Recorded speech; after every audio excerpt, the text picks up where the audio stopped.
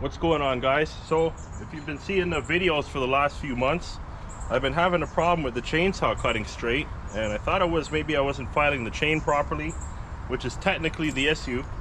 And also my bar, I thought it was wearing out, but that's not the case. So what I realized, this is just one of those small things that you notice when you have a whole operation going on. It's the little things that you learn over time. And what I realized, that my sharpener, I got the STIHL 2in1, one of the files is actually worn down. So the last time I took one out and I was just using the one and I was flipping it over to the other side. So I just went and I bought a new pack today, and I'm gonna go and put them inside, and I'm gonna file this chain up nice. I got this one here that I'm gonna put on. It's a used chain, and I'm gonna bring it back to life. What I've been doing is trying to sell all my dull chains in bulk. You know, I do a couple sharpens and then I just sell them, right? But I didn't manage to sell any, and because, you know, these hard economic times, I'm just going to use the chains that I have. And I have probably about 30 chains, so I won't be buying chains for a while. So I'm just going to get right back into the sharpening thing. And this one that's on here is pretty dead. It's filed down pretty good, so I'm going to take this one off and swap it with the other one. Where's my tool? Here it is. And I'm gonna try and do a real good job of sharpening, and I should be back to cutting like normal, which has been a while, guys. I've had the saw really sharp, but like I said, the problem is the one side is not cutting properly.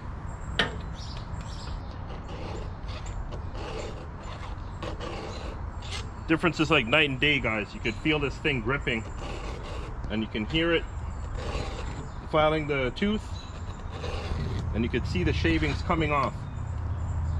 So always keep an eye out on your files and make sure they're actually doing the work. I'm not used to using the files because I used to use an electric tool before. So this is new to me. This is my first sharpener, or manual sharpener. And it's the first time that I've had to replace some files. So that's why I've come to this conclusion. Just today I was out picking up some scrap metal, and there was like a Dremel gun kind of style tool. It's like one with a trigger, and I can probably use my old sharpening bits that I would use for my electric sharpener. I'll try that out with that tool and see if it works, because I hate doing this because it takes so long.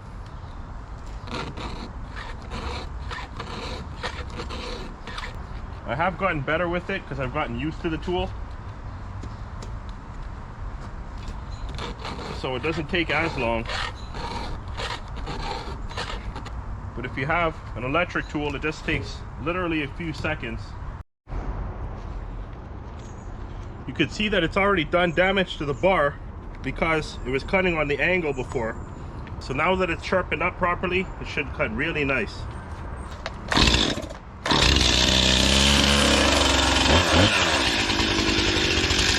So I got this sugar maple that I got to cut it for smoker wood, so I'm going to cut it all into coins.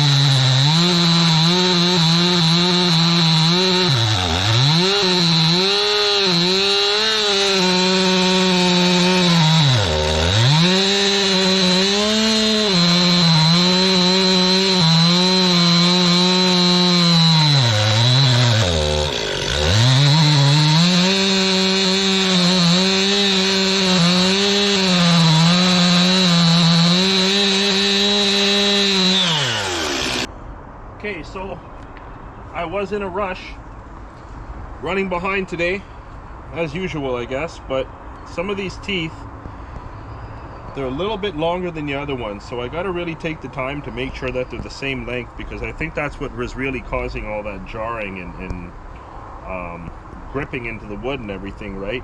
Jamming up. So next time I come back to the wood yard, I'm going to sharpen this properly. Like I said, I was going to do that today, but I didn't. So I was just eager to test it out and get it done. Update on this situation.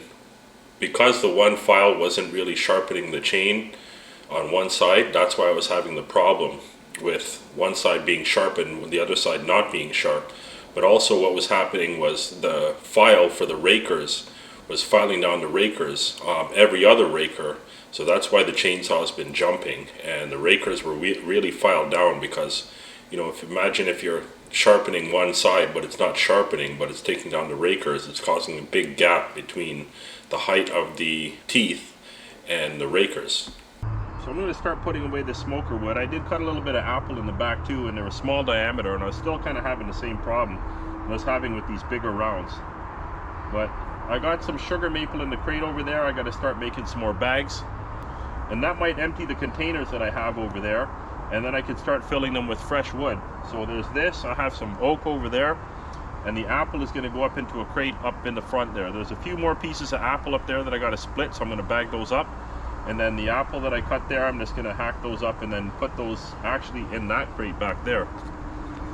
There's actually some more sugar maple that I did last time I was here, but all the apple is going to go back into this crate. And there's the sugar maple that I have left, and the oak, and I might make a couple bags of just pure oak. So I'm not sure how much I'm going to get out of here. There's obviously more oak than the sugar maple, and I'm going to be putting about maybe 65% sugar maple in the bags with the red oak, about 35%, because my customer is ordering a mix, and I'll see how much I have left. So the problem is I have more oak there and less sugar maple, but I have more smoker wood over at my shop, so I can kind of balance things out there. I have a bunch of sugar maple, and I got a bin full of oak that's probably about 2 bags. So I can make about 8 bags here, and I can take them back to the shop, and then I can finish off the last 2 for the guys next order next time. Also here, I just started some cherry, and I need some cherry because I'm running out. I think I got about 7 bags left right now. All right, guys, so that didn't go too well. I'll be back next time to sharpen up the saw and get those file even. That's something I really have to concentrate on. Like I said, it's just a matter of time. I'm doing my day job, and then I'm doing my evening job, coming in here and splitting wood, and then I'm going home and editing videos, and as well as my other channel, Epic World War II. But yeah, I'll get back here and get it done, and it's going to be right next time, that's for sure. But anyways, we'll see you guys next time. Like, subscribe, share, comment, and all that good stuff.